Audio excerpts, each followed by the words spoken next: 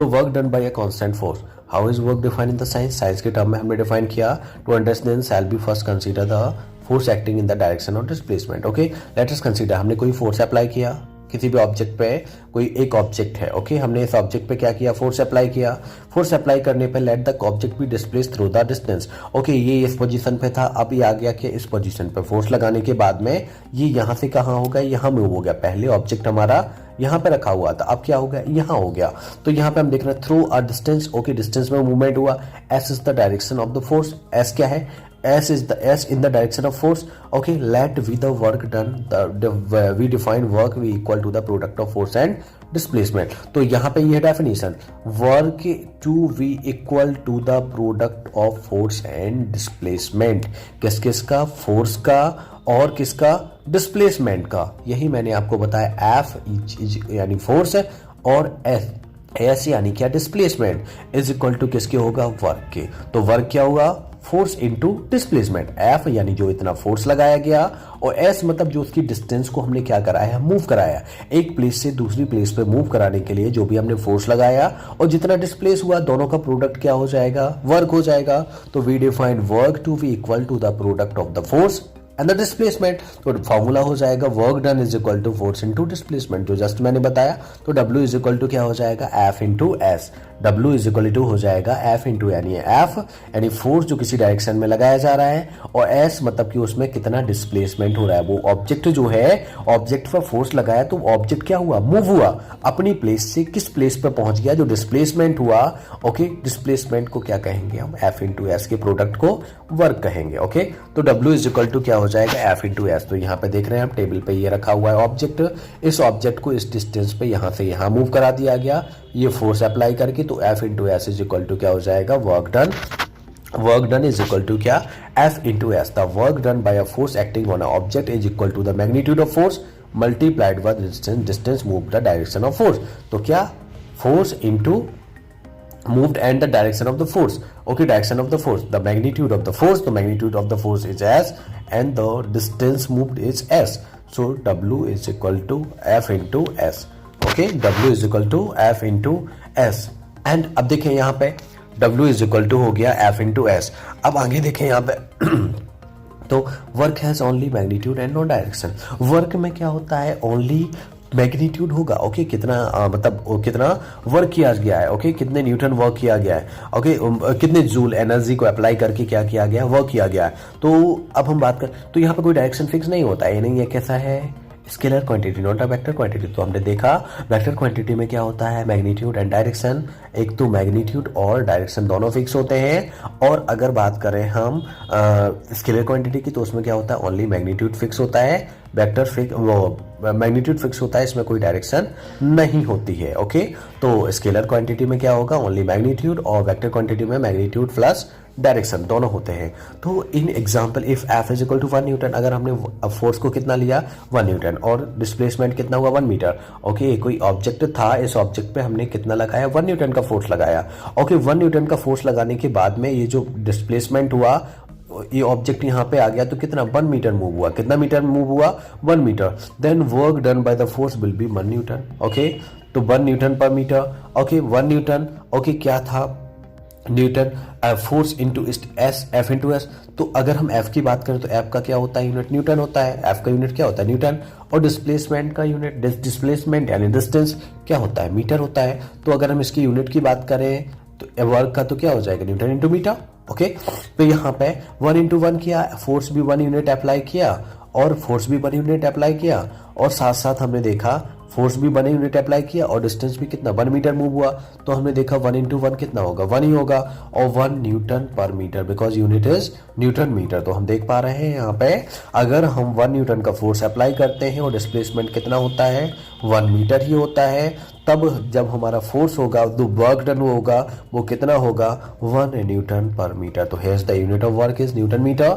Okay, किसके according, F into s के according. तो एफ क्या होता है, न्यूटन, और एस क्या होता है, मीटर। ओके, अगर हम एफ की बात करें, फोर्स को किस में किया जाता है, न्यूटन में, और डिस्प्लेसमेंट को किस में किया जाता है, मीटर में। तो हो जाएगा क्या, newton into metre. 1 joule is the amount of work. अगर हमें 1 जूल को डिफाइन करना होगा तो व्हाट इज 1 जूल, तो 1 joule is a amount of work, amount of work done in an object when the force is 1 Newton displaced by per meter along the line of the force. Okay, तो यहाँ पे 1 joule, तो 1 joule कब होगा, 1 Newton का force apply करेंगे और 1 metre क्या है डिस्टेंस, तो क्या हो जाएगा 1 इंटू 1 कितना 1 न्यूटन इंटू मीटर, और न्यूटन इंटू मीटर को ही क्या कहेंगे हम जे जूल से डिनोट किया जाएगा। तो look carefully, what is the work done when the force an object is 0, what would be the work done when the displacement of object 0। तो देखो दो कंडीशंस गिवन है कि what is the work done when the force of object is 0।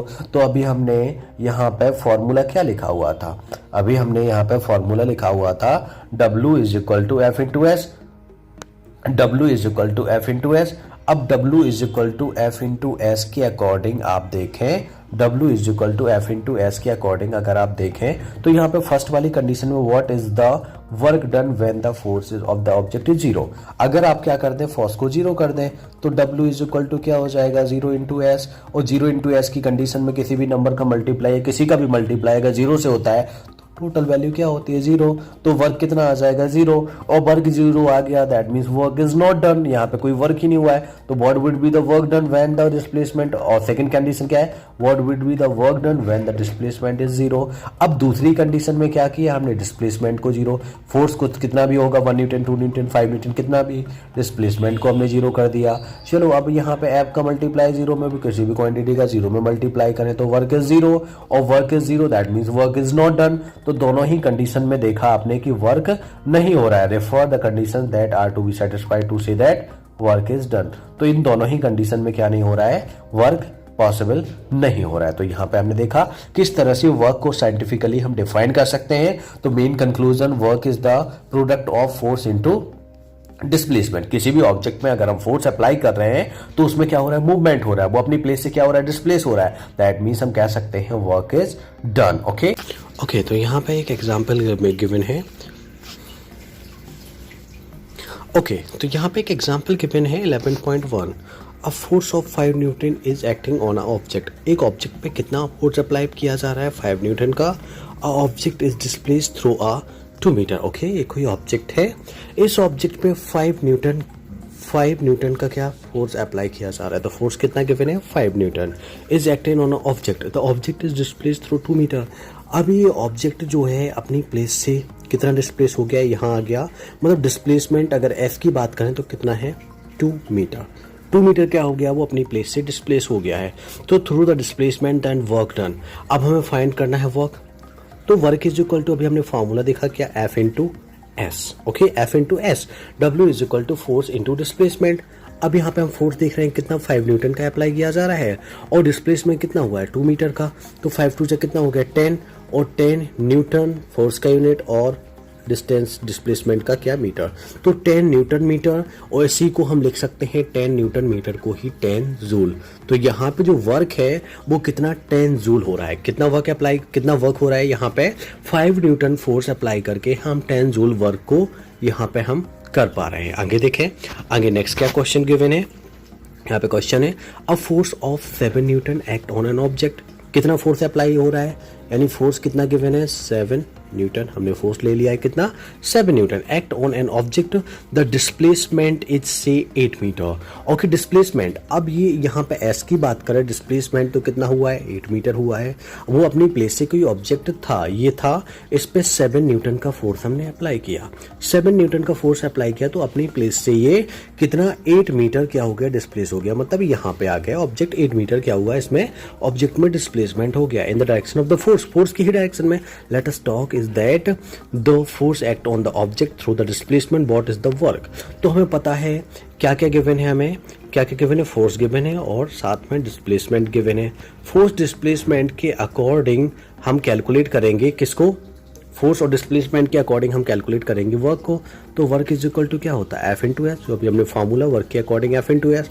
तो force कितना given है 7 Newton, और multiply displacement कितना 8 है, तो 7 8 जा हो जाएगा 56 न्यूटन इंटू मीटर, इसी को कह सकते हैं हम 56 जूल। तो यहाँ पे कितना वर्क हुआ है 56 जूल, यहाँ पे वर्क कंप्लीट हुआ है। आगे देखें, कंसीडर अनदर सिचुएशन, हम दूसरी सिचुएशन कंसीडर कर लेते हैं कि in which the force and the displacement are in the same direction. अगर फोर्स और डिस्प्लेसमेंट दोनों की डायरेक्शन सेम है तो अभी भी पुलिंग इज टू है parallel to the ground. As so figure 11.4 the baby has exerted a force in the direction of displacement, यानी जिस डायरेक्शन में डिस्प्लेसमेंट हो रहा है उसी डायरेक्शन में क्या किया जा रहा है, फोर्स अप्लाई किया जा रहा है। तो in this situation the work done will be equal to the product of force and displacement in search कर, तो force into displacement F into s, the work done by the force is taken as positive. Okay, तो यहाँ पे work कैसा लिया जाएगा, positive. यहाँ पे वर्क क्या हो रहा है, पॉजिटिव, क्योंकि F भी पॉजिटिव है और F भी क्या है, पॉजिटिव, दोनों एक ही डायरेक्शन में हो रहे हैं। ओके, अब यहाँ पे दो ये बच्चा है, ये खींच रहा था कार्ड को, यहाँ पे जिस डायरेक्शन में ये खींच रहा है उसी डायरेक्शन में दोनों का डायरेक्शन क्या है, सेम ही है।